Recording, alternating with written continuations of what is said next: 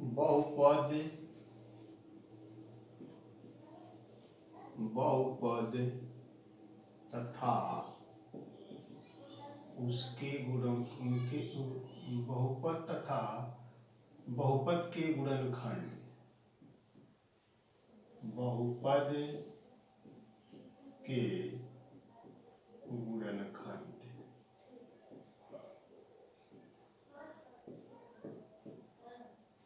बहुपद को जानेंगे आज और बहुपद का गुणनखंड कैसे किया जाता है इस पर आज चर्चा करेंगे। ठीक है।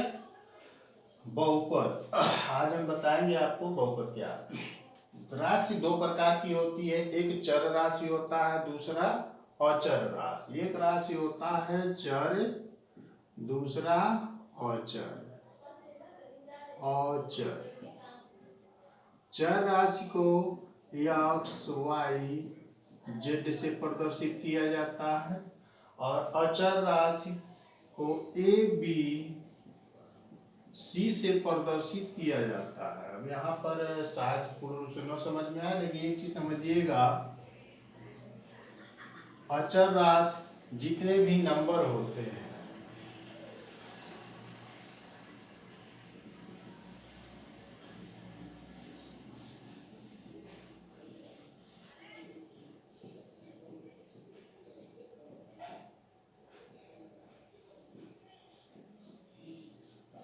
जितने भी नंबर होते हैं ये सभी क्या होते हैं, अचर राशि होते हैं और इनको प्रदर्शित किया जाता है ए बी सी से।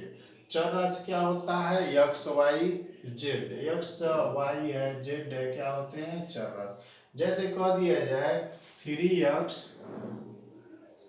प्लस 4 बहुपद है। एक चीज प्रश्न एक पूछा जाता है, बहुपद है कि नहीं है। तो यहाँ पर हम देखेंगे यह क्या है, बहुपद है। यहाँ पर थोड़ा सा यह ध्यान देना है, जो चर राशि है, जो चर राशि है यह करड़ी के अंतर्गत नहीं होना चाहिए या बटे में नहीं होना चाहिए। चर राशि अगर बटे में है, जैसे कह दें 4 बाई एक्स प्लस 2 बहुपद है, तो यह कहेंगे बहुपद नहीं है, बहुपद नहीं है। बटे में है तभी बहुपद नहीं है, यह बहुपद है, बहुपद है।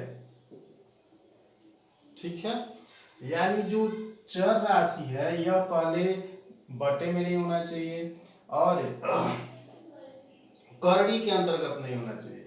कह दें अगर करड़ी में 5x प्लस 2 बहुपद है, हाँ बहुपद है, क्योंकि हमने कहा था यक्स जो है, यक्स है, वाई है, जेड है, यह जो है करड़ी में नहीं होना चाहिए।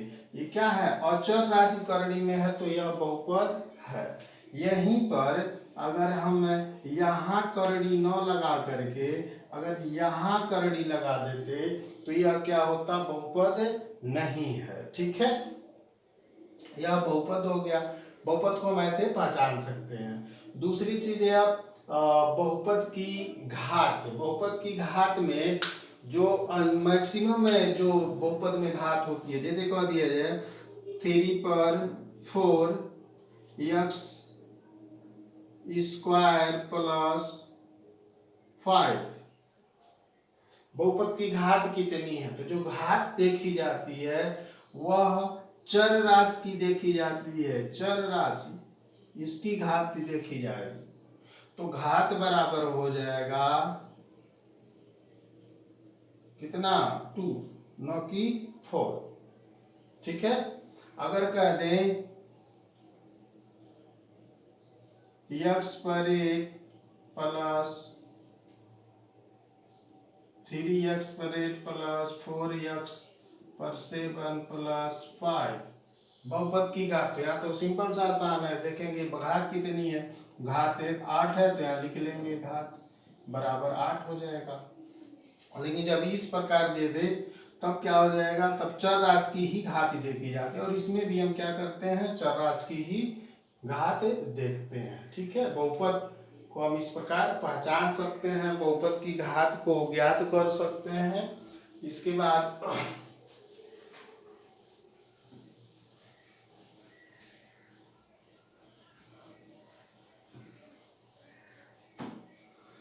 मानक रूप में लिखना, घातों के घटते क्रम में या घातों के बढ़ते क्रम में व्यवस्थित करने को ही क्या करते हैं, मानक रूप में लिखना कहते हैं। जैसे x पर 3x पर 4 प्लस 4 5x पर 7 प्लस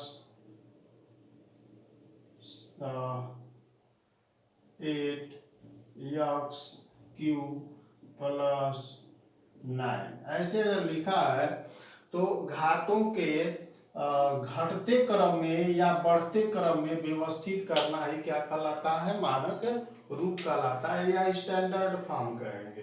तो यहाँ पर घात के घटते, जनरली घटते क्रम में लिखते हैं। इसका उपयोग जो है अच्छा रहता है, क्योंकि व्यंजक का भाग जब आप करेंगे तभी जो है इसको घटते ही क्रम में व्यवस्थित किया जाता है। जैसे ये घटते क्रम मतलब सबसे अधिक घात वाला पहले लिखा जाएगा। यहाँ पर सबसे अधिक घात कितनी है, 7 है, तो मानक रूप में हो जाएगा 5x पर 7 प्लस 3x पर 4 प्लस 8x क्यूब प्लस 9। यहाँ देखेंगे घात के घटते हुए क्रम में इसको व्यवस्थित किया गया है, इसी को कहते हैं मानक रूप या स्टैंडर्ड फॉर्म। ठीक है, यह रहा, इससे जो है आपको बहुपद की पहचान हो चुकी है। अब इसके बाद हम बताएंगे बहुपद के गुणनखंड। जैसा कि नाम है गुणनखंड, गुणनखंड क्या नाम है इसका, गुणनखंड। खंड मीन्स होता है तोड़ना, 2 भागों में 3 भाग में खंडित करना क्या कहलाता है, खंड कहलाता है। और किस रूप में आपको खंडित करना है, तो गुणन के रूप में, मतलब गुणे के रूप में खंडित करना है।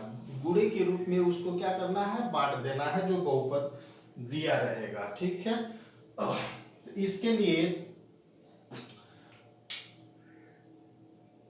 3 या 4 फार्मूले हैं, उसको देख लेते हैं। पहला फार्मूला हो जाता है a square minus b square बराबर a plus B a minus b। दूसरा हो जाता है a प्लस बी का होल स्क्वायर बराबर a square plus 2ab plus b square. तीसरा हो जाता है a माइनस बी का होल स्क्वायर बराबर a square minus 2ab plus b square. ठीक है, यहाँ पर 3 फार्मूले आपको दे दिए गए हैं। तो यदि फार्मूले पर आधार पर व्यवस्थित हो जाए तो उसके आधार पर गुणनखंड कर लेते हैं। जैसे अगर क्वेश्चन कह दिया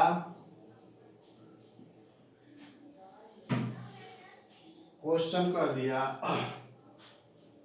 4x स्क्वायर माइनस 9 का गुणनखंड कीजिए, का गुणनखंड। तो हम क्या करेंगे, यहां देखेंगे 2 पद दिया हुआ है। यहां पर जब 2 पद दिया हुआ है तो 2 पद यहां पर दिख रहा है, तो ये वाला फार्मूला लग सकता है, ऐसा हम संभावना करेंगे। अब यहाँ देखेंगे क्या दोनों पद का यहाँ जैसे वर्ग है तो यहाँ वर्ग बन जाएगा क्या, तो यहाँ देखेंगे यहाँ पर बन रहा है 4 का वर्गमूल हो जाएगा 2x का होल स्क्वायर माइनस यहाँ हो जाएगा 3 का होल स्क्वायर। यहाँ देखेंगे a स्क्वायर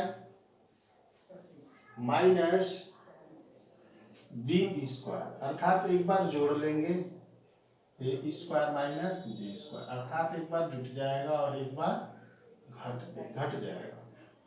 तो ये हो जाएगा 2x प्लस 3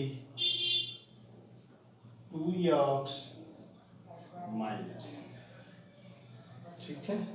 यहाँ पर देखेंगे गुणनखंड हो चुका है, यह संख्या दी गई थी, यह बहुपद है, यहाँ पर ये दो भागों में टूट गया, इसे कहेंगे बहुपद का गुणनखंड। अगर दो पद है तो, अगर इसी प्रकार यदि तीन पद दिया हुआ है,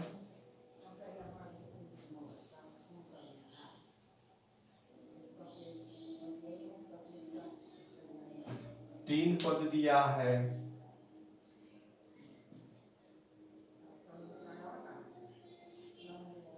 sixteen x square plus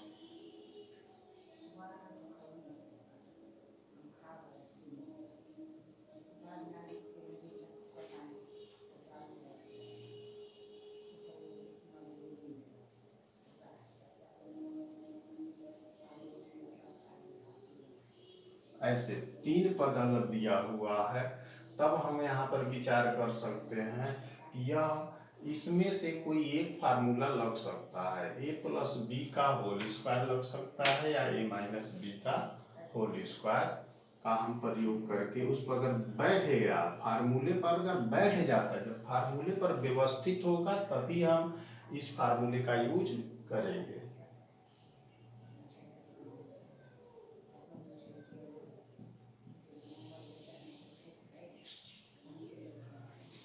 sixteen x square plus 40x plus 25, यहाँ पर हम देख रहे हैं यह तो बन जाएगा 4x का होल स्क्वायर, यह भी बन जाएगा 5 का whole square, A square plus B square, A square plus B square plus 2ab, 2 गुणे ए कितना है 4x गुणे बी कितना है 5। इसे सॉल्व करके देखेंगे तो ये 4x स्क्वायर है, तो 4 चौक 16x स्क्वायर है, 25 को 5 पचे 25, यहाँ देखेंगे 5 चौक को 20, 20 दूनी 40, 40x हो गया, अर्थात यह A square plus 2ab plus B square, अर्थात यह वाले फार्मूले पर यह क्या है इस प्रकार व्यवस्थित हो गया, तो हम इसको a प्लस बी का होल स्क्वायर लिख सकते हैं। तो यहाँ पर a की जगह क्या है 4x, a की जगह क्या है 4x प्लस 5 का होल स्क्वायर, तो 4x प्लस 5 का होल स्क्वायर, अर्थात इसको दो घात है ना, तो इसको दो बार लिख सकते हैं 4x प्लस 5, और लिख सकते हैं 4x प्लस 5, ठीक है। इस प्रकार हम देखेंगे गुणनखंड करने के लिए अगर इस फार्मूले पर व्यवस्थित हो जा रहा है तो हम इस पर लगा लेंगे, अगर दो पद है तब विचार करेंगे, तीन पद है तो फिर हम इसमें देखेंगे इस वाले पर अगर व्यवस्थित हुआ तो इसको लगा देंगे, अगर नहीं तो बीच में माइनस है तो अगर इस पर व्यवस्थित हुआ तो हम यह वाला फार्मूला लगा लेंगे, ठीक है। इसके अतिरिक्त कभी कभी बहुत सिंपल सा दे दिया जाता है जिसमें किसी फार्मूले का यूज नहीं होगा, जैसे क्वेश्चन है x cube plus x square, x cube plus x square plus x plus 1 का गुणनखंड कीजिए, ठीक है। तो इसको हम क्या करेंगे, देखिए यहाँ पर क्या है, न तो दो पद है न तो तीन पद है, तो ये सब नहीं लगने वाला, चार पद है, तो चार पद के लिए आप देखिए क्या कुछ ऐसा है जो कॉमन लेने के बाद में दो दो पद को एक साथ कीजिए, इसमें से अगर हम एक्स स्क्वायर बाहर ले लें, यहाँ क्या बचेगा x प्लस 1 और इसमें से +1 बाहर ले लीजिए तो x +1 बचेगा। अब इन दोनों में देखिए, अब यहाँ पर देखिए दो पद हो गया, एक पद यह है, दूसरा पद यह है। इन दोनों में x +1 दोनों में है। अब x +1 को बाहर ले लें तो यहाँ क्या बचा, x², यहाँ बचा प्लस, हो गया गुणनखंड। ठीक है, 4 पद के लिए, 4 पद हो 6 पद हो तो इसको जो है इस प्रकार भी हम व्यवस्थित करके गुणनखंड निकाल सकते हैं। अब एक क्वेश्चन यहाँ पर आता है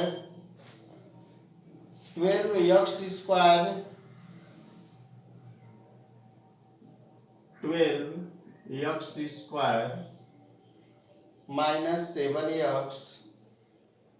-7x +1 ठीक है। यहां देखेंगे हम 3 पद तो है, 3 पद है, लेकिन 2 पदों का वर्ग नहीं बन रहा है। इसका तो वर्ग कर लेंगे, इसका वर्ग नहीं बन रहा है। और वह भी जो है दोनों का वर्ग भी होना चाहिए। बीच वाला पद क्या होना चाहिए, दोनों के गुणनफल का दूना, ऐसे -2ab। इस रूप में जब व्यवस्थित हो या इस रूप में व्यवस्थित, तब ना इस प्रकार लिखेंगे, लेकिन इस प्रकार वो व्यवस्थित नहीं हो रहा है। तो इसके लिए एक अलग फार्मूला है, अलग तरीका है। इसमें इस प्रकार के यदि क्वेश्चन हो जिसमें 3 पद दिए हों तो हम क्या करते हैं, सबसे पहले इसको स्टैंडर्ड फॉर्म में लिखते हैं, मानक रूप में लिखते हैं, जो हमने पहले ही बताया। अगर मानक रूप में यहाँ पर देखिए मानक रूप में दिया हुआ है तो लिखने की जरूरत ही नहीं है, जैसे है उसी पर हम हल कर लेंगे। इसमें हम क्या देखते हैं कि x² का गुणांक, अब शब्द आ गया कि x² का गुणांक, तो गुणांक वैसे बता चुके हैं, फिलहाल देख लीजिए। x² का गुणांक अगर पूछा जाए, जिसका गुणांक पूछा जाए उसी को ढक लीजिए। अगर x² का गुणांक पूछा जाता है इसमें तो x² को ढक लें तो क्या दिखेगा आपको, 12 दिखेगा। अर्थात गुणांक का मतलब है जो x² का गुणांक मतलब जो x² में गुणे के रूप में व्यवस्थित है, जो गुणे के रूप में छिपा हुआ है या जो गुणे के रूप में है, वही क्या होगा, इसका गुणांक होगा। अब x² में गुणे के रूप में क्या है, 12 है, 12 गुणे x², तो यहाँ पर x² का गुणांक क्या हो जाएगा, 12 हो जाएगा। 7 गुणे x, तो यहाँ x का गुणांक क्या हो जाएगा, 7 हो जाएगा, क्योंकि 7 क्या है, गुणे के रूप में x के साथ जुटा हुआ। तो 12x², तो x² का गुणांक बराबर क्या हो गया, 12। दूसरा अचर पद, अचर ऐसा पद जिसके साथ x y z न हो, अकेला हो एकदम, जैसे यहाँ पर तीसरा पद दिखेगा। तो अचर पद क्या है, 1 है, 1 है। अब क्या करते हैं, x² हो या यहाँ पर y² हो या z² हो, इसके गुणांक, x² का गुणांक और अचर पद का आपस में गुणा कर लेते हैं। अब x² का गुणांक क्या है, 12 है, यहाँ 12 गुणे 1, 12 करने 12। अब इसके जगह पर कोई और भी संख्या हो सकती है, अब यहाँ पर भी कुछ और संख्या हो सकती है, ठीक है, लेकिन रूल यही है, x² का गुणांक और अचर पद का गुणा कर लेते हैं। कितना आया, 12 करने 12। जो गुणनफल आया इसका ऐसा गुणनखंड करते हैं जिसका जोड़ या घटाना बीच वाले पद के बराबर हो। बात समझिएगा, 12 है तो 12 का ऐसा गुणनखंड कर दीजिए। 12 को देखिए हम कर सकते हैं सीधे सीधे 4 गुणे 3, 4 तिया 12, ठीक है। अब 4 तिया 12, अगर 4 में 3 जोड़ें, 4 धन 3 करें तो हमको 7 मिल जा रहा है, यह 7 मिल गया। तो हमको हम यही लागू करेंगे। 12 को हम यह भी लिख सकते थे क्या, 6 गुणे 2 भी लिख सकते हैं, 6 दूनी 12, लेकिन 6 में जब 2 जोड़ेंगे, 6 धन 2 करेंगे तो 8 हो जाएगा, और 6 माइनस 2 करेंगे तो 4 हो जाएगा। ठीक है, अगर यहाँ 8 होता तब हम यहाँ 6 गुणे 2 बनाते, लेकिन यहाँ पर क्या है, 7 है। अगर 4 होता तो भी हम 6 गुणे 2 बना लेते, क्योंकि 6 में से 2 घटाएंगे तो 4 मिल जाएगा। लेकिन यहाँ पर क्या है, 7 है, तो यहाँ पर हम व्यवस्थित करेंगे किसको, 4 गुणे 3 को, 4 गुणे 3 को, तो यहाँ हो जाएगा 12x² माइनस 7, 4 गुणे 3 बना ना, तो यह हो जाएगा 4x प्लस 3x प्लस 1।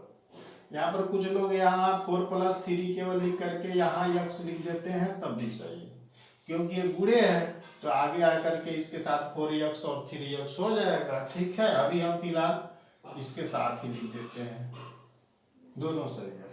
तो यहाँ पर अब ब्रैकेट खोल दें, 12x² minus 4x minus 3x plus 1। अब यहाँ देखेंगे 4 पद हो चुका है, 1 2 3 4, 4 पद में जब भी 4 पद आए तो दो पद को एक साथ लेने का प्रयास करेंगे, जो दोनों में कॉमन हो उसको बाहर ले लेंगे। अब यहाँ हो जाएगा, एक तो 4x पूरा कॉमन है, क्योंकि 4 3 12, 4 से कट भी जाएगा, और यहाँ से हम x बाहर ले लेंगे, तो यहाँ क्या बचा, 4 3 12, 12 को लिख सकते हैं ना, 4 गुणे 3, 4 ले लिया गया तो 3 ही तो बचेगा। x² का मतलब होता है x गुणे x, एक x बाहर ले लेंगे तो एक x बचेगा, माइनस यहाँ से 4x पूरा बाहर ले लिया गया तो यहाँ 1 बच जाएगा, यहाँ से -1 बाहर ले लीजिए तो 3x माइनस 1 बच जाएगा। ठीक है, अब यहाँ देखिए यहाँ 2 पद बन चुका है, अब इसमें से हम 3x माइनस 1 बाहर ले लें तो क्या बचेगा, यहाँ 4x माइनस, ठीक है। इस प्रकार ये फार्मूले के अनुसार अगर बन गया तो हल कर लेंगे। 3 अगर पद है तो हम यह विधि अधिकतर यह भी यूज हो जाता है, 12 गुणे 1, इसका x² के गुणांक का अचर पद में गुणा करते हैं, और गुणा करने के बाद में उस जो गुणनफल आता है उसका ऐसा गुणनखंड करेंगे जिसका जोड़ या घटाना बीच वाले पद के बराबर हो। ठीक है, जनरली और क्या होता है, यहाँ पर जब प्लस हो, यहाँ पर प्लस हो तो जोड़ करने पर आएगा, और यहाँ पर अगर माइनस हो तो माइनस करने पर आएगा। ठीक,